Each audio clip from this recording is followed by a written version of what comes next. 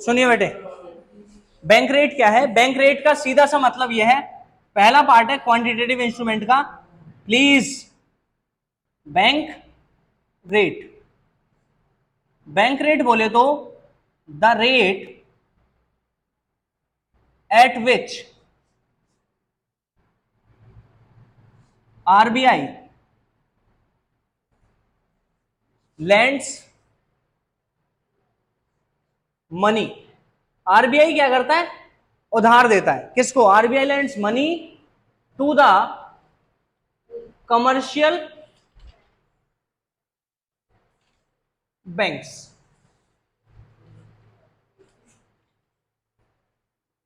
उसको हम क्या नाम देते हैं? Bank rate. अब बेटे ध्यान से समझो, हमने बताया कि मनी की सप्लाई को कंट्रोल किससे किया जाता है? क्वांटिटेटिव से। उसका पहला नाम क्या है? Bank rate. बैंक रेट को हमने समझ लिया, ऐसा रेट जिसके ऊपर आरबीआई लोन देता है किसको? कमर्शियल बैंक को। अब अगर ये बताओ, रेट ऑफ इंटरेस्ट आरबीआई अगर बढ़ा दे,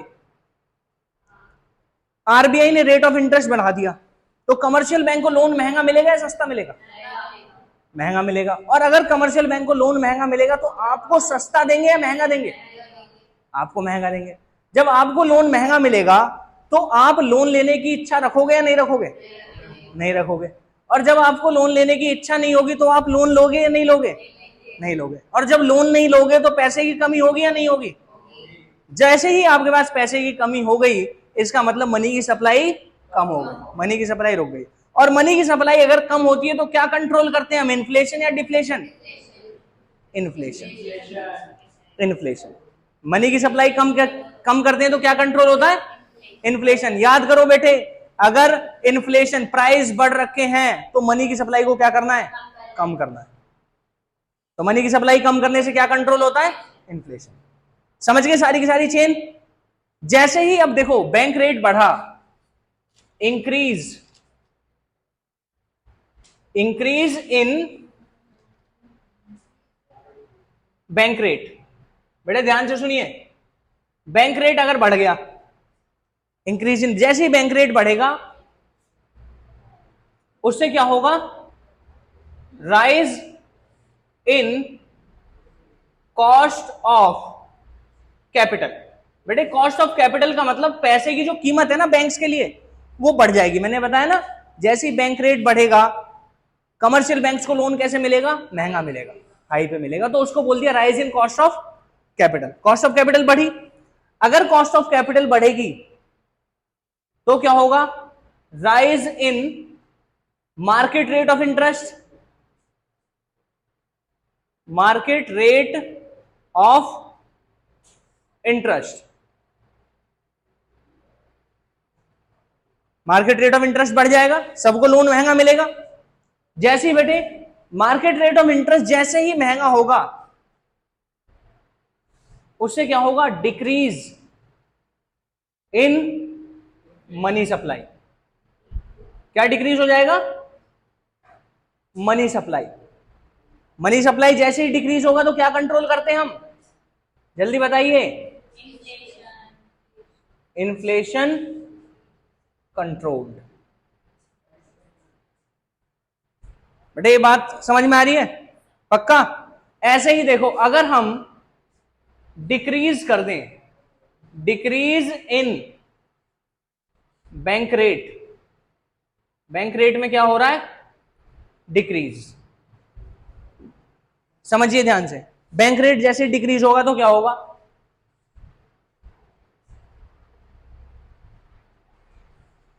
फॉल। किसमें फॉल होगा बेटे?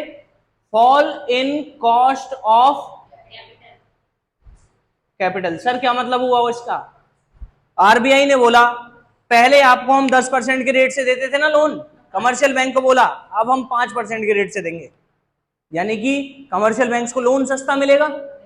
लोन अगर सस्ता मिलेगा कमर्शियल बैंक को, तो कमर्शियल बैंक पब्लिक को भी लोन कैसा देंगे? सस्ता देंगे। और जब सस्ता लोन देंगे तो बेटे कूद कूद के लोग जाएंगे ना बैंक, लाओ लाओ हमें भी लोन दो। मनी की सप्लाई बढ़ेगी, और मनी की सप्लाई बढ़ेगी तो क्या कंट्रोल होगा? डिफ्लेशन। ठीक है? हाँ जी आप बोलिए अब।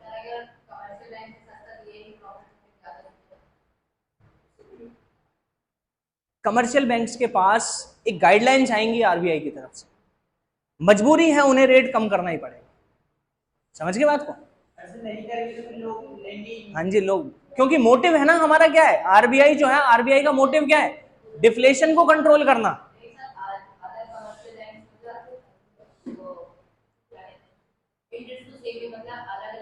हाँ अलग अलग है, बिल्कुल अलग अलग है। उससे लेते हैं हम, प्राइवेट बैंक्स का जिसका लोन का रेट सबसे कम होगा उससे हमें दे दें। सब सिक्योरिटी नहीं, उसको बोलते हैं सर्विसेज। ठीक है, अब सुनिए, fall in cost of capital.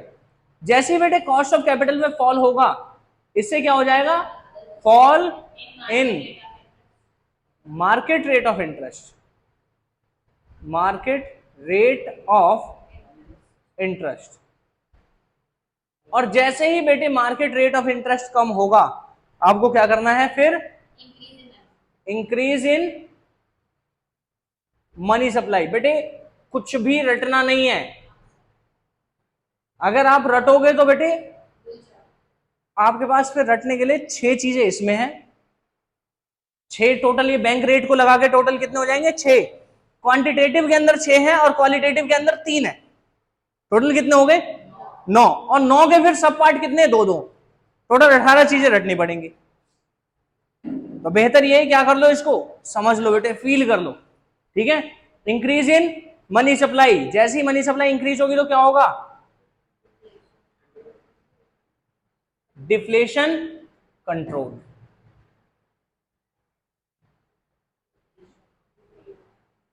ठीक है बेटे, उम्मीद कर रहे हैं बात समझ में आ रही है अच्छी तरीके से।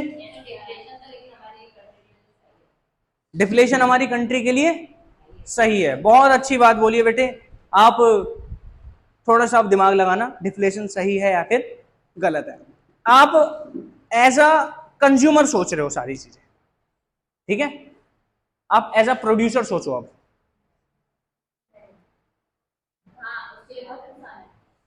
प्रोड्यूसर सोचो, बताओ जरा फायदा है नुकसान।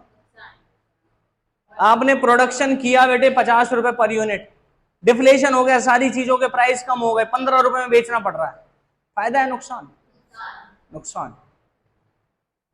ठीक है, तो ज्यादा इन्फ्लेशन भी नुकसानदेह है, और बेटे ठीक ही है, उसी की तरह, एक शराब की तरह, ज्यादा शराब की कंजम्पशन भी सेहत के लिए नुकसानदेह होती है, और कम भी नुकसानदेह होती है। कम कैसे होती है बेटे, रम का मतलब पता है, RUM, rum stand for regular use of medicine. हाँ जी, आर्मी के लोगों को बेटे रम दी जाती है। रम क्यों दी जाती है, जो कि बॉडी को क्या करती है ना, मेंटेन करती है एक टेम्परेचर के साथ। बेटे इस्लाम में क्या बोलते हैं ना, ध्यान से सुनो, इस्लाम में क्या होता है कि शराब हराम है, मुसलमानों में शराब हराम होती है। पता है उसका कारण क्या है, इस्लाम का जो जन्म हुआ वो कहां से हुआ, अरब कंट्रीज से। अरब कंट्रीज कौन सी हैं, ईरान, इराक, सऊदी, ये अरब कंट्रीज हैं। यहां से इस्लाम का जन्म। बेटे वहां नॉर्मल टेम्परेचर 50 डिग्री सेल्सियस होता है, इतनी गर्मी होती है वहां। बेटे धूप में अगर अंडा फोड़ के डाल दो ना, वो पक जाए, इतना टेम्परेचर होता है। अब खुद ही सोचो, इतने टेम्परेचर पे कोई शराब पी ले, जिंदा रहेगा क्या। तो उन्होंने एक क्या बना दिया, एक लॉ बना दिया, इस्लाम के अंदर एक लॉ बना दिया कि शराब नहीं पीनी। क्यों है, क्योंकि हराम है। बोलते हैं भगवान भोलेनाथ क्या पीते हैं, शराब पीते हैं, यानी कि वो भांग पीते हैं। क्यों, कैलाश पे रहते हैं भाई, इतनी सर्दी में आप चले जाओ, आते सूख जाएंगी। क्या है, चढ़ने नहीं देते भाई, आप चढ़ ही नहीं पाओगे ना। आप उत्तराखंड में कितनी शराब पी जाती है, पीते नहीं पीते, सच सच बताओ। बहुत ना, सबसे ज्यादा। कारण क्या है, सर्दी बहुत होती है वहां। ठीक है, अभी देख लो जितने भी, अब आपको जो भी बेटे यूरोपियन कंट्रीज मिलेंगी, यूरोपियन कंट्रीज, इंग्लैंड है, आयरलैंड है, भगवान को वाइन चढ़ती है। क्यों? क्योंकि सर्दी है वहां भी। सर्दी है तो शराब है, और गर्मी है तो नहीं है, हराम है। समझ गए बात को? इसलिए बेटे देखो, सऊदी साइड में वो वहां पे ना किसका किसका प्रोविजन है इस्लाम के अंदर? शरबत पिलाई जाती है। शरबत क्या करता है? शरीर को ठंडक पहुंचाता है, ठंडाई। रिलीजन का सबसे इंपॉर्टेंट रोल होता है बेटे। रिलीजन जब भी बनाया जाता है वो ज्योग्राफिकल कंडीशंस को देख के बनाया जाता है। आपके आसपास का एनवायरमेंट क्या है, समझ रहे हो बात को? ठीक है, जल्दी नोट करिए। ये नोट कर लिया आपने?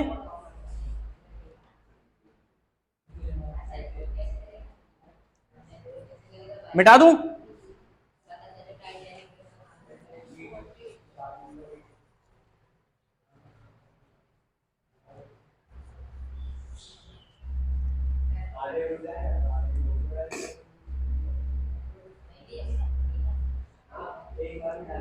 सुनिए प्लीज।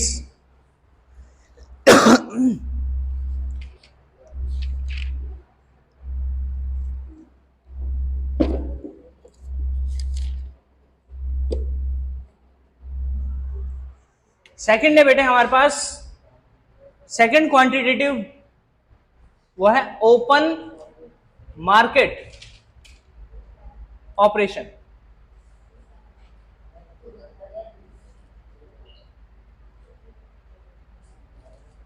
सर क्या होता है ओपन मार्केट ऑपरेशन? ध्यान से सुनिए। आरबीआई जो होती है, आरबीआई वो गवर्नमेंट के बिहाफ पे क्या करती है? मार्केट से सिक्योरिटीज को बेचना, मार्केट में सिक्योरिटीज को बेचना और सिक्योरिटीज को खरीदना शुरू करती है। ओपन मार्केट ऑपरेशन क्या है? Open market refers to, open market operation refers to sale और purchase of securities by RBI. Sale और purchase of securities by RBI on behalf of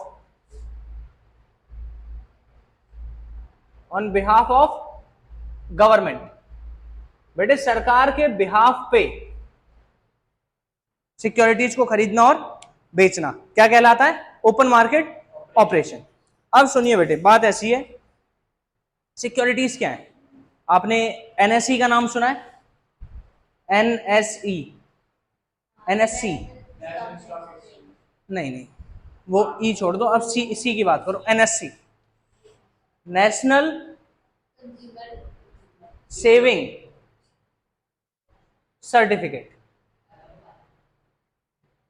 national saving certificate है, गवर्नमेंट बॉन्ड होते हैं, gold bonds होते हैं। ये सारी securities पता है कौन बेचती है?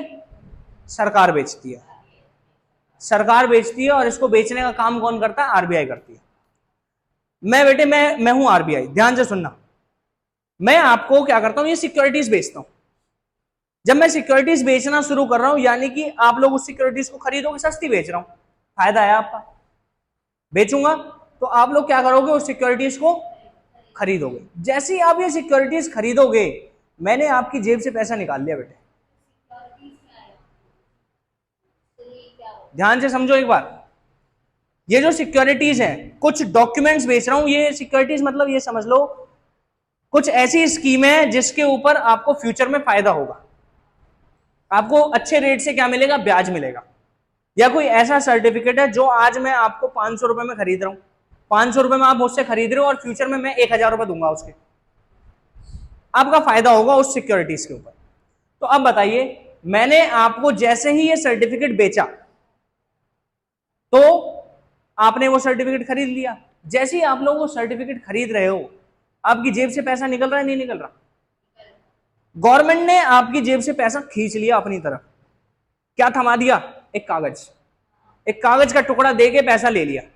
और बेटे जैसे ही आपसे पैसा लिया, आपकी जेब में मनी की सप्लाई बढ़ गई या कम हो गई? मनी की सप्लाई कम होती है तो क्या कंट्रोल होता है? इन्फ्लेशन। मनी की सप्लाई कम होती है तो क्या कंट्रोल होगा? इन्फ्लेशन। रिवर्स कर लो, अपोजिट। ठीक है, तो अब सुनिए, अगर ध्यान से सुनो, गवर्नमेंट चाहती है कि मनी की सप्लाई को रिलीज किया जाए, तो गवर्नमेंट क्या करेगी? अपनी सिक्योरिटीज को खरीदना शुरू करेगी, खरीदना। अब आपके पास सिक्योरिटीज हैं, ठीक है, गवर्नमेंट ने वो सिक्योरिटीज खरीद ली। गवर्नमेंट जब वो सिक्योरिटीज खरीदेगी तो आपको क्या देगी उसके बदले? पैसा। पैसा मिलेगा तो आपकी जेब में पैसा बढ़ जाएगा। पैसा बढ़ेगा तो मनी की सप्लाई कम होगी या बढ़ गई? बढ़ गई। और मनी की सप्लाई बढ़ती है तो क्या कंट्रोल होता है? Deflation control. तो या तो आप सिक्योरिटीज को खरीदोगे या फिर बेचोगे। समझ गए बात को? तो हम पहले लिख रहे हैं सेल ऑफ सिक्योरिटीज, और दूसरी तरफ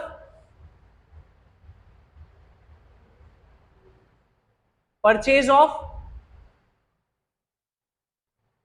सिक्योरिटीज। एक तरफ आपने सिक्योरिटीज को खरीदना है, दूसरी तरफ सिक्योरिटीज को बेच देना है।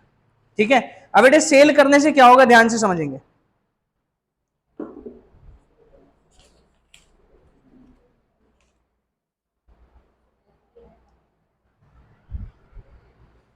जैसे ही आप सेल करोगे तो उससे क्या होगा बेटे? सोख मतलब समझते हो?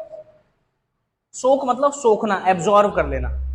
ठीक है, सोख ऑफ लिक्विडिटी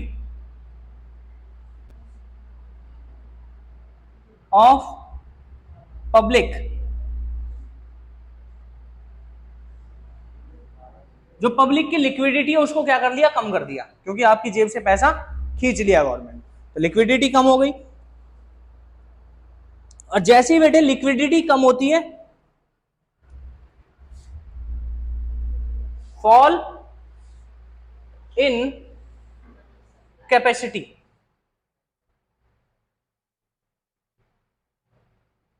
ऑफ बैंक्स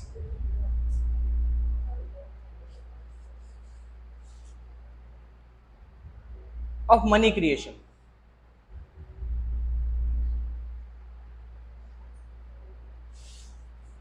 अब ध्यान से सुनिए, बैंक्स की कैपेसिटी कम हो गई मनी क्रिएशन की। देखो बैंक, ये सिक्योरिटीज आम लोगों को नहीं बेची जाती। सिक्योरिटीज किसको बेची जाती है? बैंक्स को बेची जाती है। बैंक्स को सिक्योरिटीज बेची गई है तो बैंक से पैसा निकाला ना, बैंक के पास पैसा बचेगा। अब जब बैंक के पास पैसा नहीं बचेगा तो बैंक लोन कैसे दे पाएगा? तो बैंक की कैपेसिटी कम होगी, fall in capacity of banks of money creation. पहले वो मनी क्रिएट करते थे, लोन देते थे, अब वो लोन नहीं दे पाएंगे। और जैसे ही वो लोन नहीं दे पाएंगे तो क्या होगा? फॉल इन मनी सप्लाई या decrease in money supply. Decrease in money supply. और जैसे ही बेटे मनी सप्लाई क्या होगा? डिक्रीज होगा, तो क्या कंट्रोल हो जाएगा? Inflation control. नहीं, या आपको ये ऐसा चार्ट पेपर नहीं बनाना है एग्जाम में, मैं सिर्फ आपको समझाने के लिए बता रहा हूं। आप यहां पे लिखोगे और सेम चीजें आप ऐसे लिखोगे, if government start sale of security then the liquidity. हाँ जी, ऐसे नहीं लिखना आपको, ऐसे लिखोगे तो एग्जामिनर 5 नंबर का अगर क्वेश्चन आएगा तो 3 ही नंबर देगा। पैराग्राफ में लिखना है, ठीक है, लिखना पैराग्राफ में। मेरे हिसाब से तो देखो बेटे, मैं जो है मैं पेपर चेक करूंगा तो पूरे नंबर दे दूंगा, लेकिन मुद्दा ये है कि सीबीएसई का पेपर मैं नहीं चेक करूंगा ना। उनके पास बेटे, उनके पास बुक है, सजेस्टेड आंसर्स हैं। सजेस्टेड आंसर्स ऐसे हैं ही नहीं, वो आंसर कैसे दे रखे हैं? पैराग्राफ फॉर्म में दे रखे हैं। हमें तो याद करना है, याद करके हम कैसे लिखेंगे? पैराग्राफ में लिखेंगे। अब सुनो, जैसे ही परचेज ऑफ सिक्योरिटीज है तो लिक्विडिटी क्या हो जाएगी? बढ़ जाएगी। Release liquidity to public. Public की लिक्विडिटी क्या हो जाएगी बेटे? बढ़ जाएगी। पब्लिक को लिक्विडिटी बढ़ा दी जाएगी, फिर क्या होगा? फॉल की बजाय क्या हो जाएगा? राइज। हाँ जी, जब परचेज कर लेगी सिक्योरिटीज, जैसी सिक्योरिटीज परचेज करेगी लोगों से, गवर्नमेंट पैसा देगी उन्हें, पैसा देगी तो लिक्विडिटी क्या हो जाएगी? रिलीज हो जाएगी, अब ज्यादा पैसा पहुंचेगा उनके पास। तो rise in capacity of banks of money creation, money create करने की कैपेसिटी बढ़ जाएगी। जहां मनी क्रिएट करने की कैपेसिटी बढ़ेगी फिर क्या होगा, इंक्रीज इन मनी सप्लाई। और जब मनी सप्लाई इंक्रीज होगी तो क्या कंट्रोल होगा बेटे, डिफ्लेशन।